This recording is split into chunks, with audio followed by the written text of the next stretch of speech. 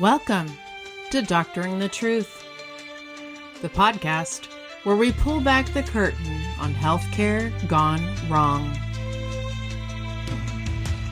I'm your host, Jenna Tennell, and with me is my delightful co-host, Amanda House. We're two doctors of audiology here to bring you inside real-life cases where once trusted healthcare providers veered off the ethical path into criminal territory.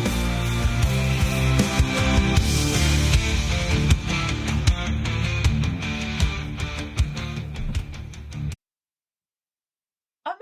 Jenna! Hi, how are you? Thriving. First day of summer break.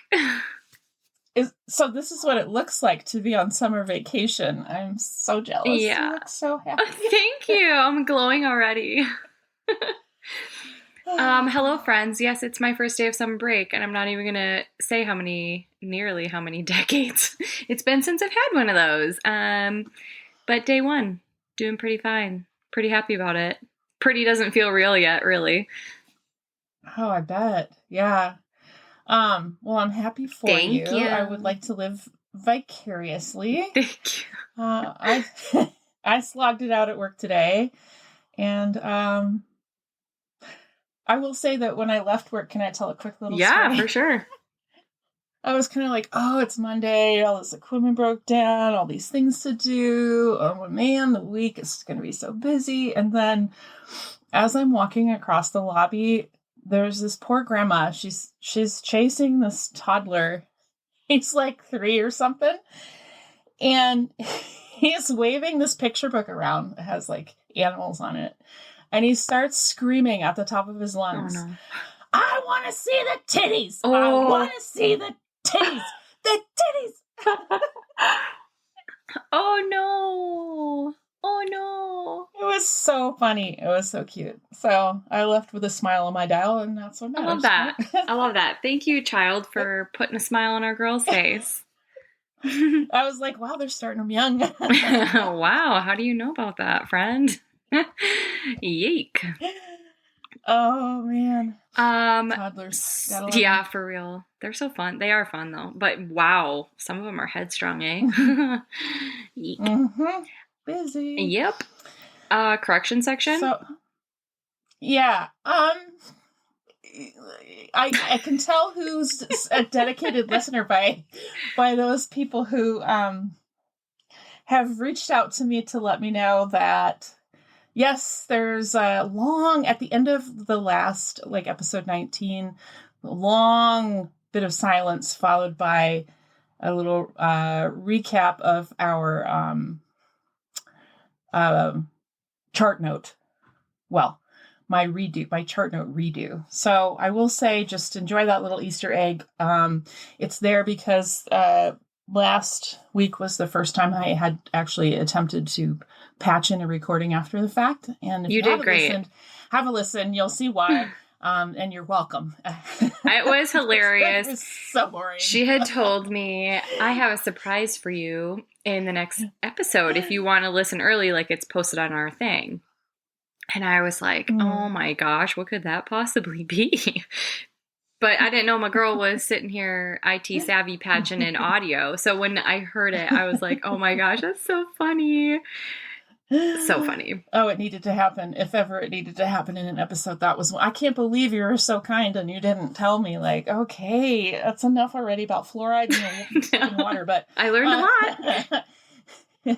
Anyway, somehow there's a phantom bit of recording at the end. When I went back to the raw recording, I couldn't find it anywhere. So it's there to haunt all of us. Enjoy, like I said. But that's your correction. So thank you to all the dedicated listeners that were like, wait, where's the rock music at the end?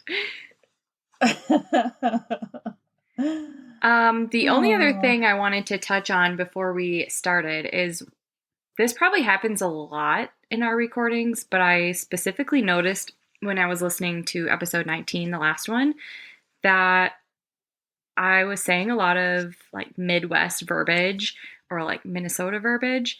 And I just did it when you were like, can I share a little story quick? And I said, yeah, for for sure. Yeah, I don't know what I said, but I was like, oh, okay, this ties into my Minnesota thing. For sure. So if you're from the Midwest, you will understand the guide that I'm going to give. But if you are not from here, here is a guide of how to speak Midwestern, because some of the things that we say are honestly kind of ridiculous, but we grew up with it and it's the way it is and we can't stop. I can tell you we can't stop.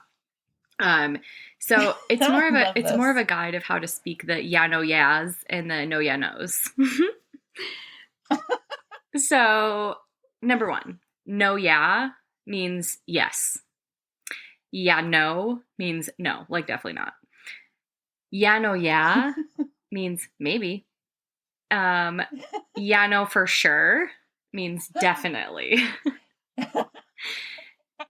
Yeah, no, wait, yeah, no, yeah. Okay, wait, I have this on here twice, but this one I wrote, yeah, no, yeah, is like, I'm sorry. Unfortunately, the answer is still yes. So I guess that one has a dual meaning. Oh, great. Yeah, no, yeah. And then I threw in a couple extra that are not a yeah, no's, but whelp. So this word is used a lot by Midwesterners, and it can either be identified as an exclamation point to whatever's happening, like, well, or a short way of saying, I guess that's just how it goes. And number 8, ope. This, I'm not sure we can really call this a word, but so like picture this, we're in a grocery store aisle and like you accidentally bump into someone else shopping and you go, ope. And it's like a shorthanded apology. Oh my gosh, I love this so much. Why did no one teach me this when I first moved here? I don't know. I think I've picked this up without even realizing that I was doing it. I think I do this too. Yeah, no, yeah. I think I'm fully Minnesota. Yeah, no, because I'm not sorry. Oh, what I said earlier, that Thank you. I said, yeah, no, for sure. That means, of course, absolutely. So basically, just hang in there with us because it's something we can't stop. But there's a little guide. Hope that's helpful. And so then before we dive in, we have another new sponsor. Yay. This is not something I've personally tried, but I have a lot of friends who have tried CBD infused seltzers. So we have a company called Shimmerwood Beverages that you can find at shimmerwood.com. That's SHIMMERWOOD, Shimmerwood. So they craft CBD infused seltzers using full spectrum CBD for a calming, non-intoxicating effect. Twice named the #1 CBD drink by Forbes, these refreshing seltzers combine Maine-sourced fruit, cocktail bitters, and clean ingredients, so no added sugars, caffeine, or artificial flavors. Available in bold colors like raz lime, chai cherry, ginger orange, and just hemp. I can't imagine what that must taste like, but it must be good. Oh, for the hardcore. That sounds, pretty intense for me. Shimmerwood offers a natural, flavorful alternative to alcohol or sugary drinks, perfect for relaxing anytime, straight or mixed. Visit www.shimmerwood.com for an exclusive 30% off with our discount code STAYSUSPICIOUS. And as you know, that is STAYSUSPICIOUS. All right. So, as I mentioned last week, we're going to be covering a real doozy. So I guess there's no time like the present to buckle our seats, and we'll dive right in. The trigger warnings for today are abortion and suicide. And honestly, as I reread this earlier today, I thought, I should put that as a trigger warning, but I remember now. So there might be another one in there. So I'm sorry. Sorry. Oh, what? Yeah, I can't remember it. I thought I just had it, but she gone. Listen, they know that we mark this as explicit. It's exclusive. Y'all are exclusively invited, but it's also explicit material. So, there are going to be some things that are shocking. Otherwise, we probably wouldn't be talking about them. Yeah, so. And I just remembered it. Rape. Got it. Okay. Okay. Yeah. So, like I said, a doozy. Great. But with all these trigger warnings, nothing is like in-depth details or anything. Just know that it's a part of the story. And so If that's triggering for you to even hear about anything to do with that, we'll see you at episode 21. But don't forget to miss the second sponsor at the end. Okay. So anyway, here we go. In Las Vegas, Nevada, a city known for bright lights, big wins, and endless distractions, one young man was waging a deeply personal, quiet war. His name was Randy Valenzuela, and he was never one to blend in. The oldest of 5 children, he stood out. Not just because he was handsome, headstrong, and endlessly energetic, but because he refused to live small. He came out in high school long before it was easy to do, which, quick sidebar, happy Pride Month, everybody. Happy Pride. Yes. He was bold and brave, always dancing, always laughing. He frequently joked that he was original, not extra crispy. That was Randy, unapologetically himself. But in 2005, at just 25 years old, Randy received a diagnosis that stopped time. HIV. He was floored, and so was his family, but he made it very clear from day one he was going to fight or die trying. Randy threw himself into research. He read, he asked questions, he refused to accept the idea that this was a death sentence. His family supported him even when the treatments began to take a toll. Because the truth is, living with HIV isn't just about the virus. It's about the medication, the side effects, and the psychological warfare it wages on the mind. Gabrielle Brannon Chelsea met Randy in 2011 when they quickly became close friends. She learned early on that HIV wasn't just something that Randy had, it was something that he was actively at war with. She watched him pour hours into researching, always looking for new therapies, new studies, any possibility of a cure.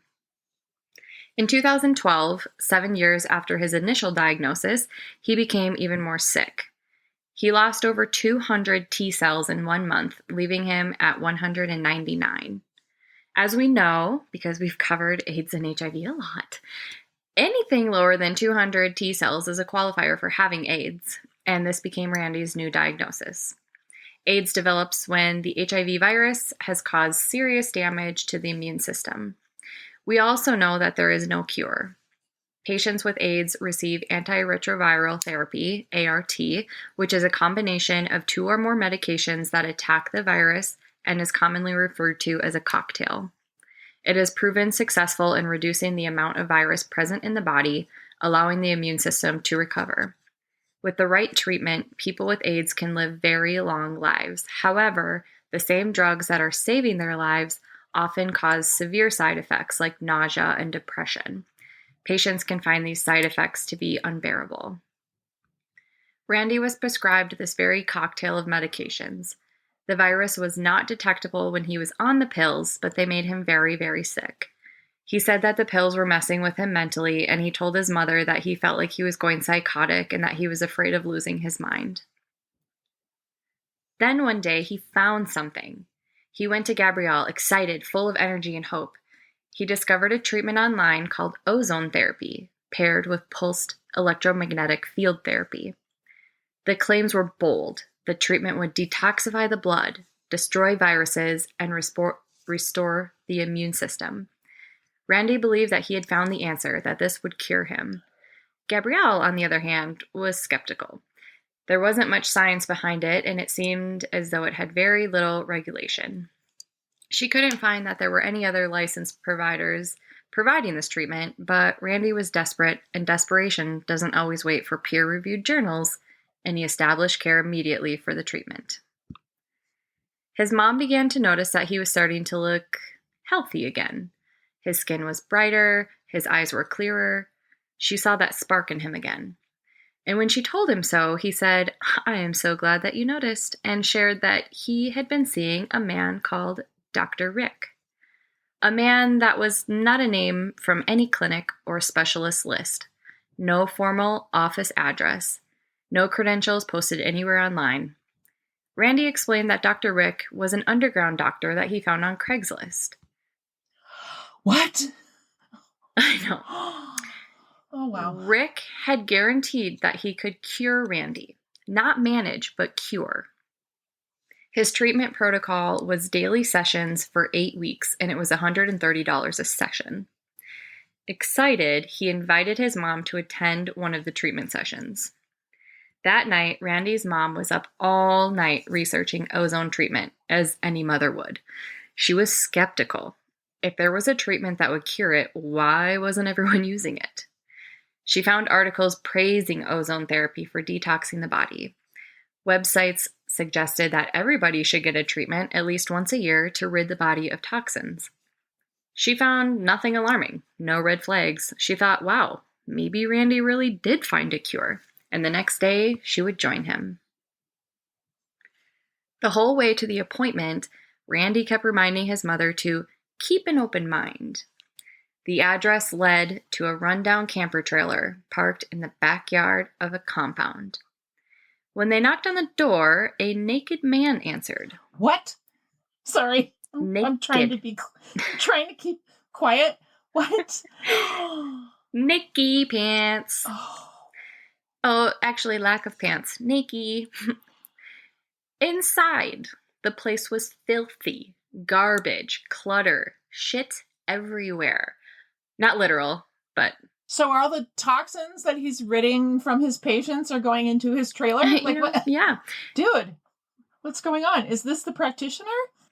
There were no signs of a medical practice, but Randy wasn't fazed. He introduced his mom to this man, to Rick, and Rick explained ozone therapy to his mom with total confidence in the treatment.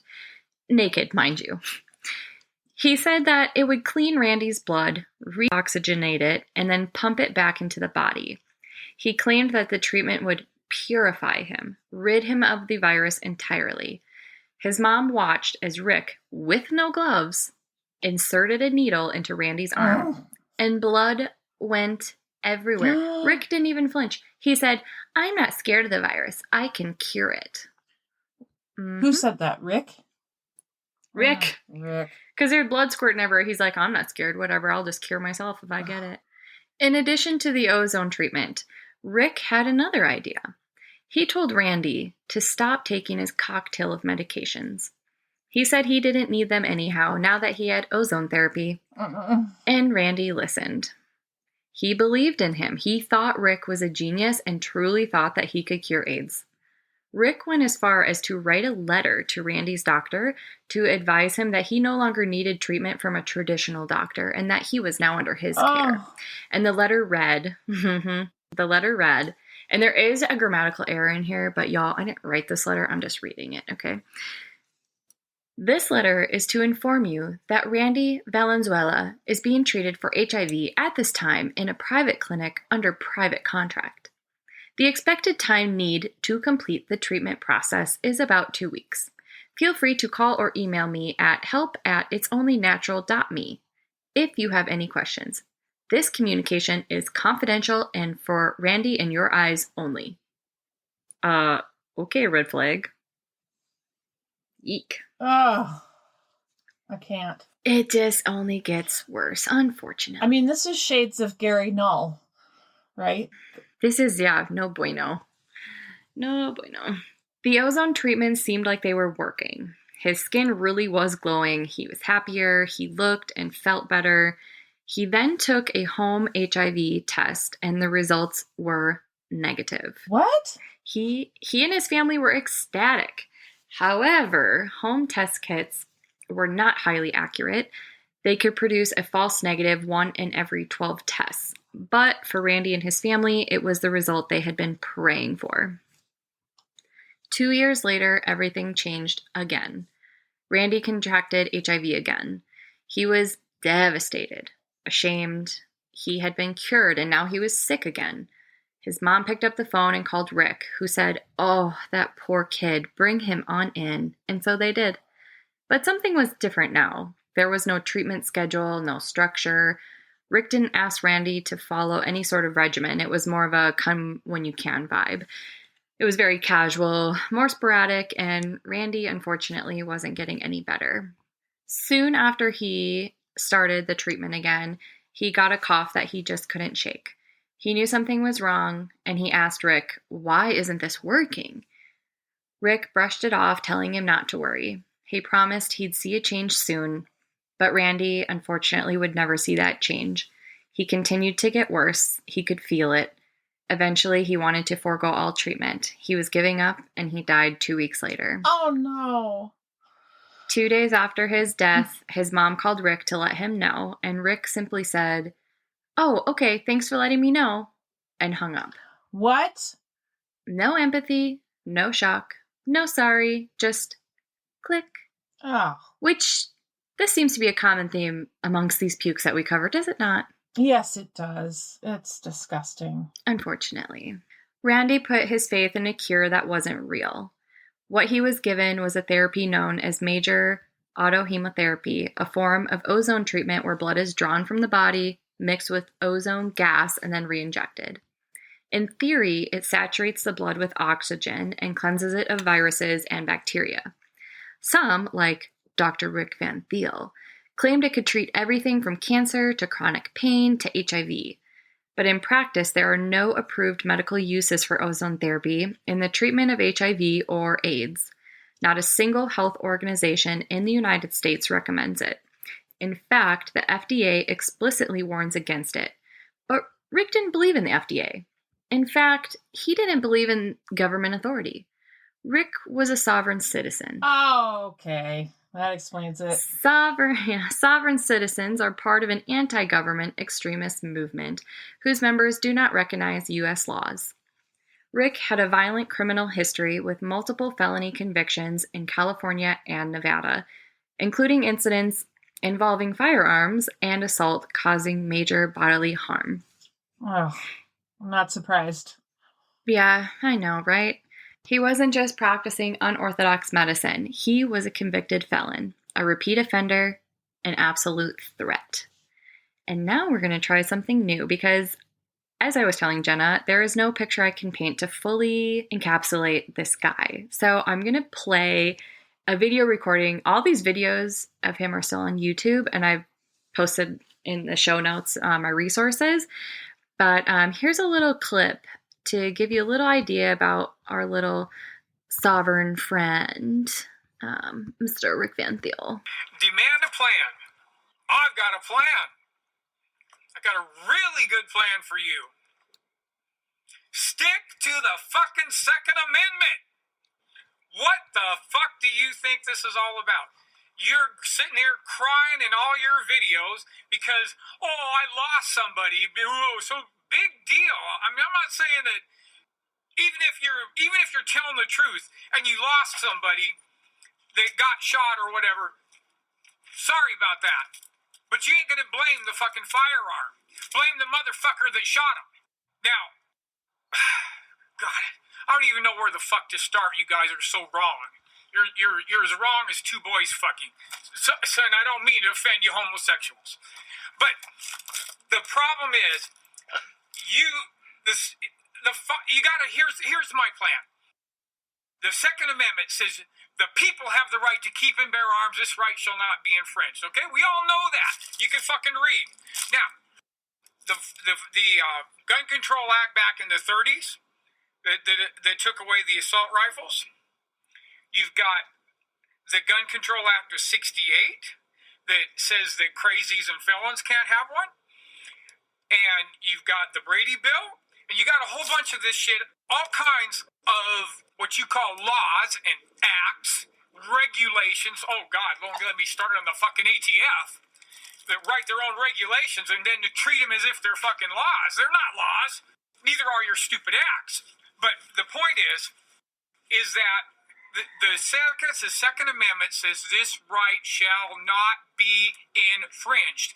It gives no list of acceptable infringements. Not a single one. So, here's what you got to do. And don't go blaming Ron Paul because I sound crazy, by the way. I'm just pissed off at you motherfuckers trying to take my firearms rights. Because every time you take the firearms rights away from any country, what goes next? Mass murder. It's everywhere. You got registration, confiscation, mass murder. Get it through your fucking head. So see how I couldn't really do justice on painting that picture for you? Wow. This is supposedly a doctor Oh, yeah. trying to help people? Right? And I don't know if you picked up on all the chickens in the background. Could you hear them? Just clucking away. I mean, I thought I could hear some. Yeah, it sounded like he was in a barn, but he certainly was raised in a barn with that mouth. I've been to third world countries for like mission trips and things, and like, guys, that's what it sounds like. Like, what kind of compound are you living on, friend? And you're treating people what? Yeah, and by the way, we're trying to ban assault weapons, not all guns, and take away people's rights to own guns. Come on now. And you're talking about mass murders. Mass murders are already happening in schools. Yeah. Anyway, I know this was supposed to be a political trip, but wow, what a mouth on him, and he's so angry and ugly. How would anyone find him healing? Yeah. But before we dive any more into Dr. Rick Van Thiel, we best visit our chart note segment. So, without further ado, welcome to the chart note segment, where we learn about what's happening in medicine and healthcare. I forgot to sing it first. Let's sing it now. Chart.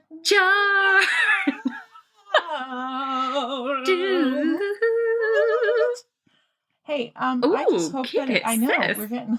Hey, Alley Cats. I hope you joined in with that one. I hope this is more interesting than mine's from last week. Is all I'm going to say. It's got to be.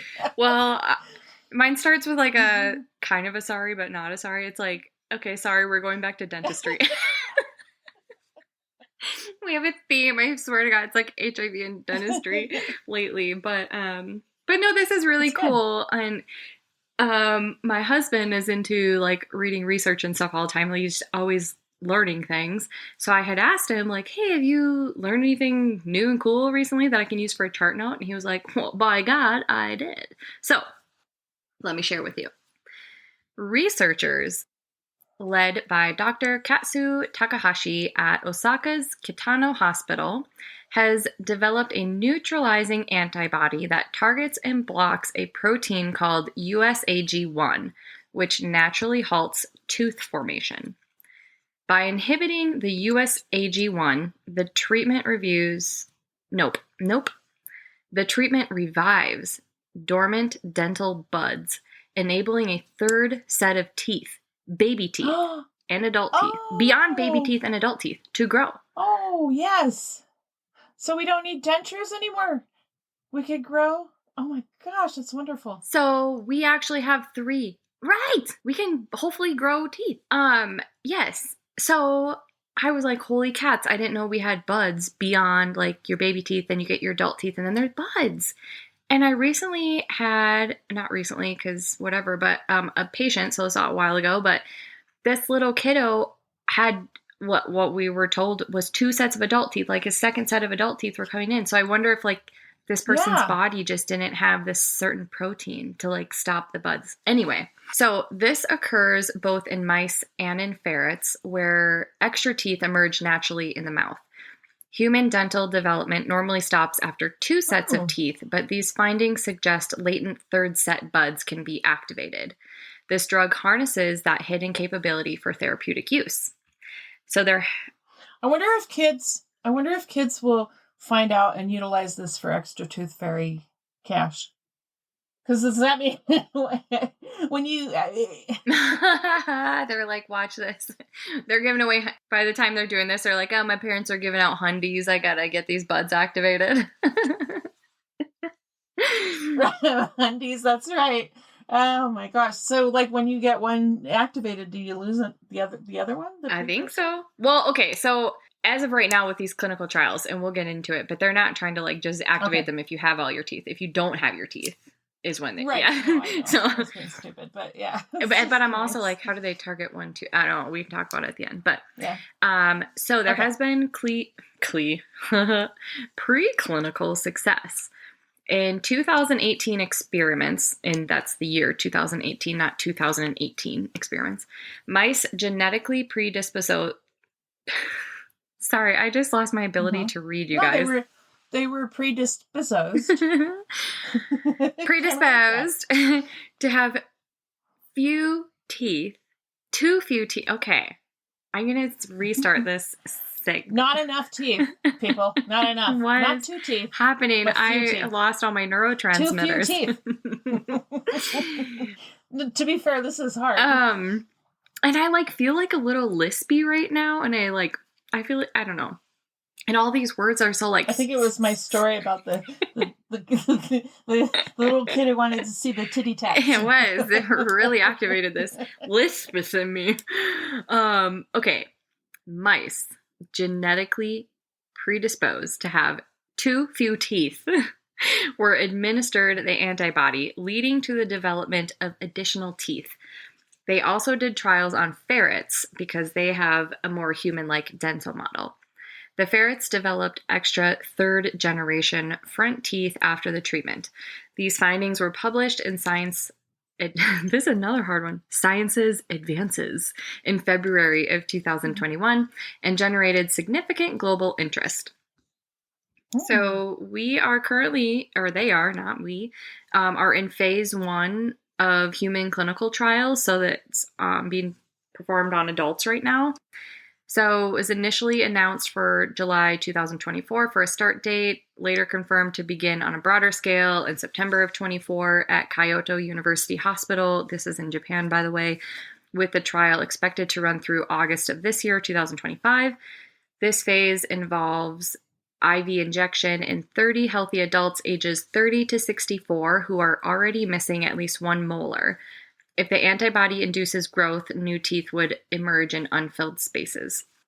Phase 2 will be targeted to children. If no serious adverse effects emerge, the study will expand sometime in 2025 and go through 2026 to include children aged up until age 27 with congenital tooth agenesis or oligodontia, which is missing 4 to 6 teeth or more. Oh my gosh, I just clicked bad buttons on my document. Okay, it's still there. I got worried I lost my whole Google Doc. Paper bag. That'll be bad. Hey, can you share my thing with me again? I lost it. Yeah. So applications and benefits. Congenital oligodontia affects 0.1 to 1% of the population. Again, these are individuals born with fewer teeth, leading to difficulty in eating, speaking, and facial development. If successful, this drug would offer a natural alternative to dentures or implants, essentially adding a third option for people. Preliminary goals aim for regulatory approval by 2030. Long-term potential may include regrowing teeth in adults who've lost them due to tooth decay, periodontal disease, or injuries. So, expert opinions and caveats out there include some experts caution that animal results may not fully predict human outcomes, especially regarding tooth position, shape, and functional integration. Ongoing questions include, will regenerated teeth match natural enamel?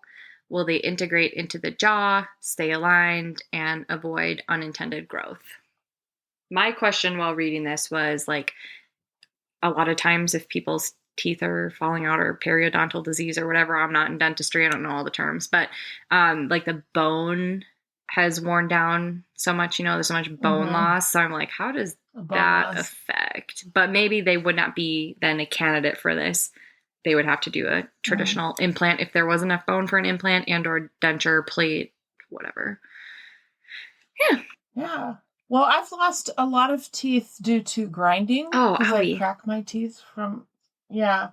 So I'm going to hold out because I'll tell you what, implants, not cheap. No. And it's never like a day that you wake up and go, you know what, I feel like dropping 20 grand. 10 grand on a couple teeth. Like I've unfortunately managed to eat just as much, if not more, without a bunch of teeth in the back. So, but yeah, this is exciting. I know. So I was really excited. This is giving me hope. So sorry we went back to the dentistry, y'all, but I was like, oh my gosh, that's super cool. I didn't know there were even a third set of possibilities in there. So that's awesome. The body's so amazing. Yeah. Right? I know, right? And I sent this to my friend who is in dentistry, and I was like, oh my gosh, did you know this? And she, of course, had heard of it. And I was just like, I wish my brain like worked like a researcher brain, where it's like, oh my gosh, this is a possibility. Let's test it. Like, can you even imagine? Wow.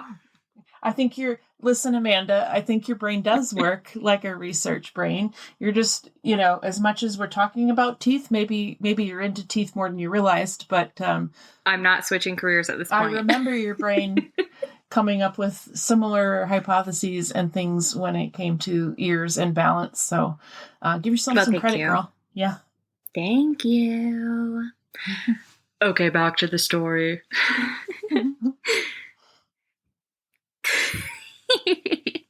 Sorry, I had to get that giggle out really quick. Okay. What, are you thinking about ears and it makes you laugh? Basin or tube? No. Basin or tube? That's a little Easter egg for those of you to see if you've listened to all of our episodes. Sometimes you just gotta get the giggles out. Okay. 2 months after Randy's death, authorities received a tip. The Nevada Department of Health and Human Services notified the city of Las Vegas that unlicensed medical procedures were being performed out of a trailer. The report mentioned ozone therapy. Is that a thing? It mentioned... You can say, I thought they were going to say unlicensed medical procedures were being performed, period. But they're being performed out of a trailer. That's just insulting. Like, come on, we need to at least make it look good. It needs to be they were like, this is in a strip mall. underlined. Get there now, I think. Sorry. Yep. So the report mentioned ozone therapy. It mentioned abortions. It claimed biohazardous material was being thrown in the regular trash. Oh, no. And it mentioned a name that authorities recognized immediately, Rick Van Thiel. And did you catch that I said unlicensed? That's right, because Rick did not even have a medical license. Oh, what a surprise. What a shock. Shocker. In this area of Nevada, individuals associated with the sovereign citizen movement had been flagged as domestic terror threats. And Rick matched the profile perfectly, as I'm sure you could glean from the clip you heard before the chart note segment. Yeah, we didn't get warm fuzzies from that audio segment. All cold pricklies, for sure. Rick was a convicted felon with a background that included burglary, pornography, and even inventing sex toys. And yes, despite his checkered past, people like Randy and many others put their trust and their lives in his hands. Rick taught himself to perform both minor and major surgical procedures by watching YouTube videos. That's right.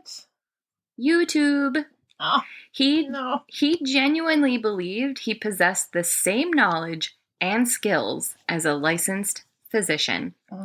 Embracing the anti-government ideology common to sovereign citizens, he proudly stated that he had studied medicine independently for 28 years and saw no need for a government-issued license to practice. Listen, he advertised... I can't bite my tongue. Listen, he learned on YouTube, but YouTube hasn't been around for 28 years. Has it? Yeah, if you guys heard any of the years that I've been talking about in this thing, this is recent. Yeah, he's not. Yeah, okay. Yeah, okay. So he advertised his services on internet sex sites and Craigslist, deliberately targeting low-income individuals with promises of cheap alternative care. The treatments he offered were wide-ranging and often dangerous, including unproven therapies for HIV and cancer via ozone therapy, tooth extractions, cyst removal, root canals, circumcisions, castrations, and abortions for only $200. Wow. What a deal. Yeah, it's like, I don't know how much that costs, but anyway, I'm like, okay, no, I'm not even going to go there. Okay. One of his websites, Rick wrote, and this is quote, y'all. This is on his website. "We do natural remedy research for the purpose of increasing quality and span of life, one human being at a time." It continued to say, "Unlike the American medical industry's toxic drug-dealing doctors, we don't see you as your disease." Okay. Rick was outspoken in his rejection of modern medicine openly denouncing the licensing of physicians, vaccines, the pharmaceutical industry, the FDA, GMOs, and all government regulation of healthcare. He promoted himself as a self-taught physician and insisted the government had no authority to regulate prostitution or medical practice, arguing that both were strictly between consenting adults. His website claimed that he offered these treatments at unbeatable prices and accepted payment in Bitcoin, gold, silver, sexual favors, and even firearms, because why not? Prior to becoming a professional doctor, I was a sex machine inventor, swinger, BDSM master, porn actor, and producer for 14 years, so I've seen it all, Rick wrote. He made it clear that Dr. Rick was just a nickname, not intended. I can't be quiet. I'm supposed to be quiet. I can't. What the hell are we talking about here? My God. Okay, I'm sorry. I'll try and... Okay. It's okay. He's such a douchebag. Where did you find this know. Yeah, the internet. Surely this is not true. The dark web. Oh my God. And there were real victims, so I don't mean to laugh, but I'm just like, this guy is wildly insane. Oh no, it's just unbelievable. I can't. Okay, carry on. I know. So yeah. we just gotta get this last paragraph, and that was probably the last of the giggles. Okay, so he made it clear that Dr. Rick was just a nickname, not intended to infer state sanction or Rockefeller drug-pushing training. The website stated that its purpose was not to seek FDA approval or diagnose disease, but, quote, to help you make informed decisions necessary to take control of your own life and health, and now to care for it in the manner you decide is best for you, end quote. Whew. So, investigators confirmed the scary reality that Rick wasn't just drawing blood and injecting it back in. No. He was performing minor procedures such as removing cysts, and caution, there are videos of him doing this online, you guys. Oh no. Doing injections and more serious surgeries. He did all of this without gloves, without antiseptics, drapes, or sterile instruments, and without any safety protocols. It was a threat to the community, and he was performing medical procedures. At no point in his life did he hold a medical license. Authorities also knew that he was involved in the porn industry.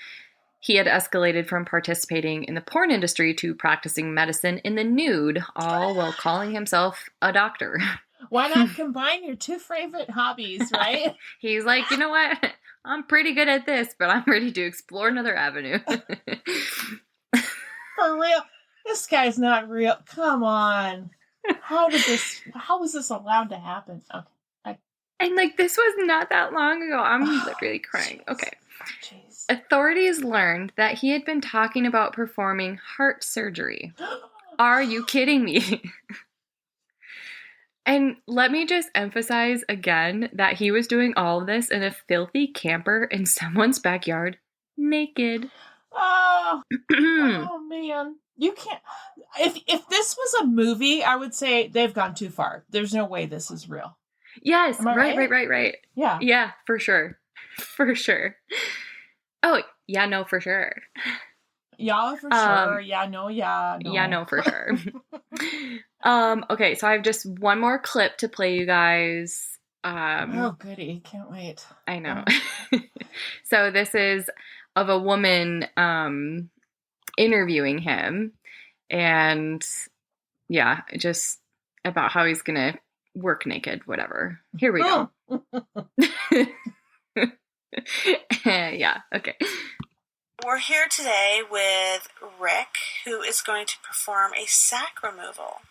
So, Rick, are you a surgeon? No, but I played one once in a movie for Tailor-Made Clips. TailorMadeClips? Yeah. .com?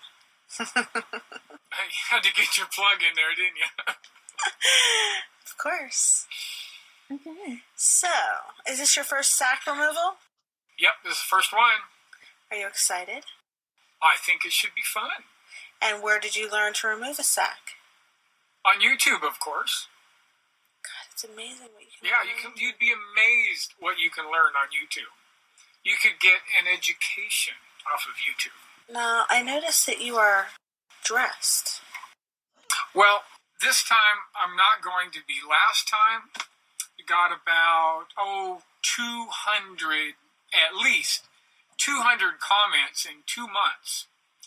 Just off of that it was hot in the summer and I wasn't wearing a shirt.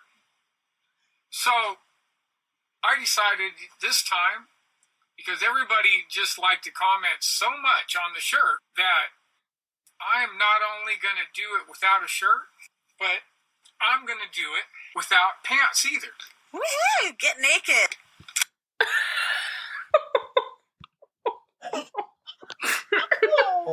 Oh, oh no!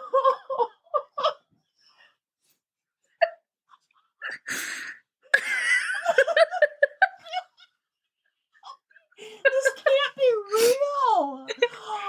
You I'm just can't terrified, make it I'm up. horrified. I'm all of the things. Oh my god! No! Where did they find? This is absolutely why these clips were necessary, you guys. Excuses of human.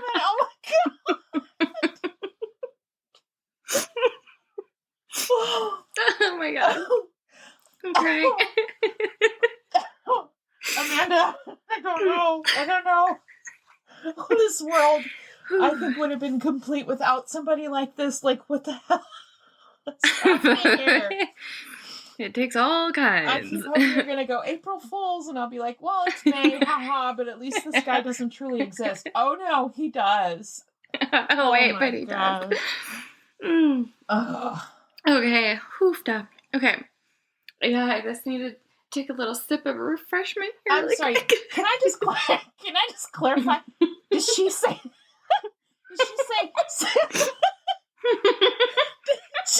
I can't tell. Did she say sack removal? Like castration? Like you take your dog to go get himself tutored? We tell our dogs are getting tutored. So actually, right after that clip where she's all, you take it off. Oh god. Then she was horrified and ran for the hills, and she's scarred for life. She needed to bleach her mind's eye to get the picture of this man out of her head. Oh, and like you guys, this guy is no. She was excited. We're gonna have to post pictures of him on our Instagram and our Facebook. You guys, I'm telling you, this guy is like not Patrick Dempsey, okay? It's just not exciting.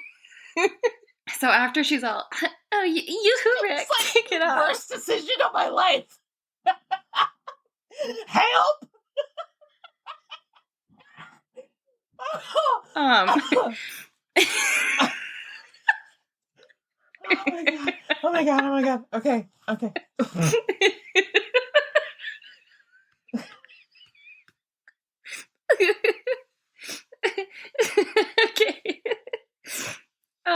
Then he starts performing what I think is a cyst in someone's back. Oh, I thought she said sack. So I think they just don't. No, she did. I think they just have zero medical training, so they don't know what's going on. I'm just gonna take whatever looks like it's sagging off. I had my husband watch that video with me, and mind you, he has worked in the emergency department, you guys, and he was like, what the fuck? He just literally takes a scalpel to this guy's back, and the guy is like, I'm so sorry to whoever that is, and I'm laughing, but like, what did you expect in the shitty trailer? But oh man, I know. Oh man. Okay, wow. Hope you guys are still with us. I'm so sorry.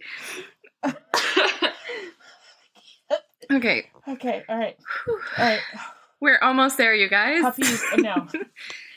Try to think of something Okay. sad. Okay.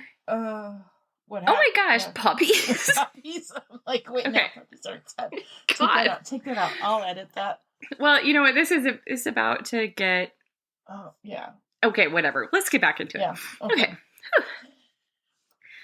Yeah, just so listeners know, we're not laughing at the plight of people who were deceived by him and mistreated by him.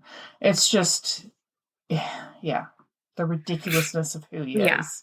It just is. He is wildly crazy. Mm-hmm. Okay, so authorities needed to get a search warrant for the camper where the procedures and treatments were performed. The property of that trailer was on that of another known sovereign citizen, and the property was under surveillance and armed, of course. It was a fortress of paranoia. Law enforcement knew that serving a warrant on this property wouldn't be easy or safe, and it was likely that deadly force would be used. Oh, dear. These weren't just con men. They were people who fundamentally believed that the government had no right to stop them. Authorities would be the number one target to be harmed, but they knew that they needed to stop Rick as he was a danger to the public, and the only way to stop him was to go in. September 30th was raid day. They didn't bother knocking. A SWAT team stormed the compound. They rammed a cab straight through the front gate. What officers found inside the trailer was straight out of a horror film. It was like the movie Saw, one investigator recalled. Oh, wow. The filth was overwhelming. Dirt, rotting food, patient files, and medical tools were strewn everywhere. The clinic, quote unquote, if we can even call it that, had no equipment for sterilization. Only a stained examination table sat in the middle of the trailer, surrounded by pure chaos. Ugh. Terry Kearns, an FBI agent and former nurse of over a decade, was stunned. There was no logic, no safety, no hygiene, she said. And yet there, in that trailer, Rick Van Thiel was performing abortions, lancing cysts, running blood through machines that they would come to learn he never even cleaned, and injecting patients with ozone therapy, all under the illusion of healing. And I don't think I talk about it in this, but yes, to the not cleaning, like... People with AIDS, HIV were going there, having this ozone therapy. Maybe the next person came in with cancer, had the same ozone therapy. So it's like everyone's blood's running through this machine. Oh my No good. gosh. The search warrant yielded many records, numerous computers, hard drives, and media storage. Documents seized from the trailer contained paperwork for 108 patients. Among the written records, they found that he had administered injections of the blood thinner heparin to 2 people, had treated at least 23 people medically, and had written agreements to treat 83 others. They also seized a vial of black market steroids, a total of 10 vials of blood thinner heparin, IV bags containing something that looked like blood, and various medical equipment. Rick was arrested 1 week later on October 7th, 2015. Well, thank God. As the story made headlines, former patients began coming forward, and it quickly became clear that the raid had only scratched the surface. Detectives combed through the records recovered from the trailer, trying to identify patients and determine what the procedures had been performed and whether any of them were illegal. Many of his patients were transient or economically unstable, making them difficult to locate. Most had turned to Rick because they had no other options. He offered the cheapest services available, including abortions, you guys. No. Services available targeting young, uninsured women who believed they were making a safe, if desperate, choice. Oh. In court, Judge Jude Ann Zimmerman made a chilling comparison, stating that Rick posed more of a danger to the community than a serial rapist or murderer. Yeah. He preys upon people who cannot access health care, she said, before setting his bail at $1 million. Yay. Yes. When Rick challenged her, calling her remarks on him being a danger to the community, he said that's speculation. She made it very clear that the courts would decide that at trial. Detectives soon discovered that the patient consent paperwork Rick used included non-disclosure agreements. Interesting legal decision for someone practicing medicine illegally. Mm-hmm. Rick described agreements with people he treats as private contracts over which the government and courts would have no jurisdiction. That aside, practicing without a license in Nevada carries only a 1 to 5 year sentence. Investigators knew that they needed something stronger, so they began looking for evidence that Rick's actions had caused either serious bodily harm or death, and 3 patients stood out to them.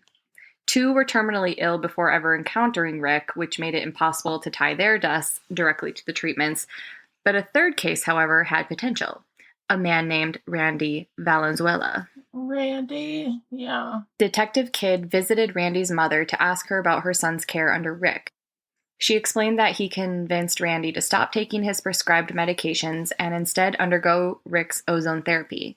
She mentioned that Rick had even written that letter to Randy's doctor stating he no longer needed the conventional treatment. Ozone therapy is an alternative practice so far outside medical norms that it would constitute malpractice even if done by a licensed physician. Yeah. Investigators believe that encouraging Randy to abandon antiretroviral therapy may have directly contributed to his death, so they requested to see his autopsy. But the autopsy complicated matters. Randy's death was attributed to complications from AIDS and cardiomyopathy linked to methamphetamine use. His official cause of death was ruled accidental. The medical examiner couldn't say whether the heart attack killed him, was triggered by drug use, or the progression of the untreated HIV. That lack of uncertainty meant that prosecutors couldn't pursue a murder charge. For Randy's mom, choosing not to put her son's personal life on trial was a relief.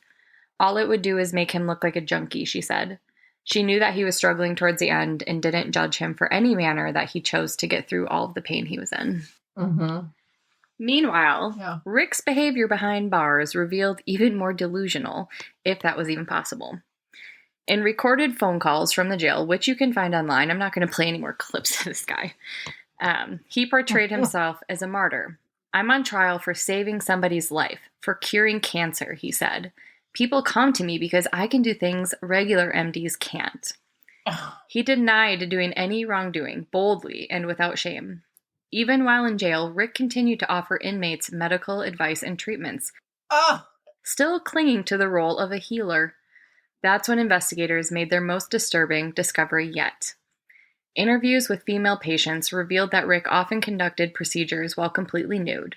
He offered sex in exchange for treatments and routinely performed vaginal and anal penetrations under the guise of medical necessity without any lawful purpose. Multiple victims confirmed these allegations, and prosecutors now had what they needed: charges of sexual assault. Go get him! This time it would stick. Rick was charged with 29 counts, including unlawful practice of medicine, sexual assault resulting in substantial bodily harm, and child abuse and neglect, which the child abuse and neglect stemmed from procedures that he performed on minors while claiming to be a doctor. He was, In April 2016, a grand jury was convened to move forward with the case. But unfortunately, justice would never come. Just before the trial, at 11 p.m. on a Friday night, corrections officers found Rick Van Thiel hanging in his cell. He had taken his own life. Coward. To some, his suicide was the final act of a coward, a man unwilling to face consequences or hear a jury declare his guilt. To his victims and their families, his death robbed them of a chance to confront him in court and see justice done. Still, one bitter truth remained. He would never harm another person again. In the aftermath, the FDA formally banned the use of ozone therapy in medical settings. The ripple effect of Rick's deception and destruction had finally reached the regulatory level, but for many it came far too late. And that, my friends, my alley cats, is the story of Rick Van Thiel. Oh, wow. Okay. Well, I found it hard, as everyone knows, to control myself throughout this story. So you know my thoughts on the matter. But, oh my goodness gracious me. Like I said, you can't make this stuff up. If this was a movie, people would say you've gone too far. It's not believable. Yeah, exactly. That a character like this existed. Someone who'd prey on the desperate and the vulnerable, looking for somehow a resolution to a medical mystery. And this is what Gary Null did, but at least Gary isn't, he's still operating, from the back of a trailer. I I can't believe that he advertised on Craigslist. If you're on Craigslist, folks, looking for a doctor, chances are you're not going to get quality or even someone who's actually a doctor. Narcissist much? I mean, that's what I'm reading my notes here. Narcissists, as we know, have... he was an actor and a producer, Jenna, so he's a pretty big deal in Vegas. They have delusions of grandeur. This guy thought he was curing things. He wasn't curing anything. He was, as we know, just perpetuating lies and deception with no pretense of even trying to clean up the place. Come on, dude. The back of a trailer. Okay, if you have to have a trailer, can we at least clean it? Or can you at least pretend and use a set of gloves? Good Lord, he hasn't even... And, think of all the chickens balking at you when you're walking up to the door. I mean, right? But, I mean, he had all the pretenses of being a doctor, but none of the accoutrement, can I say. One human being at a time was something that caught me. He's like, oh, well, our research is one human being at a time. That's not a parametric study. So from that, you can't take one human being and then make an assumption. Okay, dude. So you're very oh, well, we can be trusted because we research one human being. Guess what, dude? We need millions of human beings. I mean, at least thousands, but not one, to make an assumption. Have you ever read an actual study, my friend? Right. Accepting payments in sexual favors. Nothing says depraved more than someone who's going to accept payment for medical care in sexual favors. This is a man who's not to be trusted. I'm crossing him off my list. And the fact that he tried to get out of the fact that he was masquerading as a medical practitioner by, oh, well, Dr. Rick is just a nickname. No, come on, dude. You're stupid. And the reason you used doctor is because you actually buy into the fact that they are people that we can trust that actually know something about healthcare. So you decided to masquerade as one. If you were so against what are, the what are they, sovereign citizens? Everything. Governmentally imposed upon medical practitioners that call themselves doctor. Why did you have to try and steal that and Begs lie? a good question.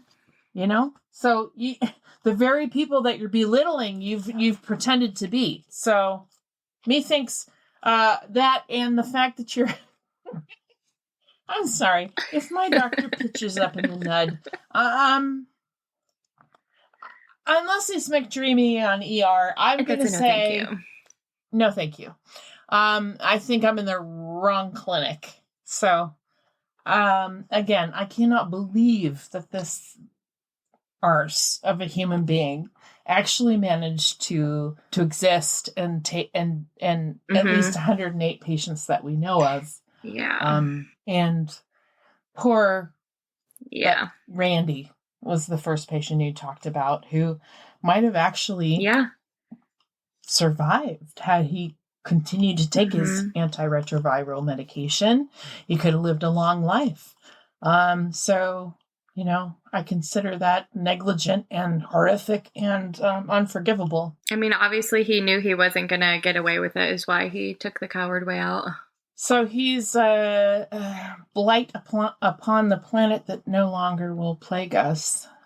He's a zit that's been popped upon the face of reality here. Bye-bye. No remorse for that comment. Adios. Yeah. So thank you for that. Yes. Thank you for joining in that adventure with me. And I'll just say sorry to you personally because you're going to have to edit out a lot of coughs after our laughing attacks. I might have to edit out some of the laughter, but... Happy editing. It's so incredulous that how could I not? It's... You set me up for that. Yeah. You try and keep it straight. I was right there with you. The doctor covered in I was right there with you. In a trailer talking about how he's all that in a bag of chips. No, thank you. Well, he played a surgeon once on a video. I've I've starred in porn, so I know Okay. what to do with various bits and pieces of the human anatomy. Okay, Yeah. whatever. So anyway, moving on to a different Speaking body of part. pieces of anatomy. Remember when yeah. Remember when I talked about how much it stinks to have uncomfortable sports bras? Yes, I do. Mm-hmm. Still very much passionate about that. So Handful sports bras available at handful.com combine comfort, style, and performance. Created by fitness instructor and mom, Jennifer, they're designed to support active lifestyles with moisture-wicking fabric, thank God, because a sweaty underband is not for anyone. Adjustable straps and removable pads. They're perfect for workouts or daily wear. Handful bras and their coordinating leggings and tops are made by women for women. Featured in top fitness magazines and loved by customers, Handful also gives back through their survivor support program, offering free pads to breast cancer survivors. Move confidently with activewear that empowers. Visit www.handful.com for 30% off with our code STAYSUSPICIOUS, which I just used last night when I couldn't sleep. I bought 3 bras, so look at me now. Hey, look at me now. Hey. So I will let you know when I get them. That's right. I'm very excited. Oh, I'm excited to hear. And the website does have their own like little discount, right? You like go to their website and it's like, oh, save with our discount, whatever. Well, I will share with you when I went to the checkout and I put in our code, I saved more money. So you're welcome. Use our code. Oh, yeah. No, they definitely give us an exclusive discount. So you guys need to take advantage of that. Whoa, show! Thank you, Handful. Thank you. Thank you, Handful. Should I do the medical mishap? I suppose. You better. Okay. We got a medical mishap to lighten up the mood here. So this comes in from Amy, and she said we can share her name. So thank you, Amy. And she says, hello, Jenna and Amanda. I wanted to start